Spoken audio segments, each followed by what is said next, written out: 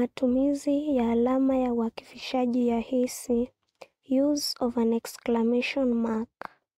1. Hutumika kuonyesha hisia kama vile mshangao, mshtuko, hasira na furaha. Mfano, ala, hure, lo.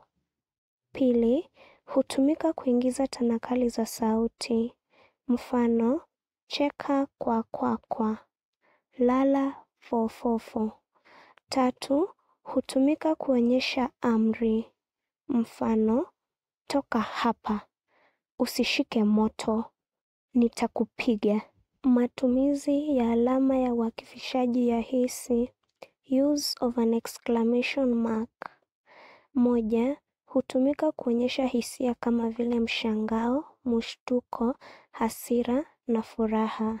Mfano, ala, hure, lo. 2.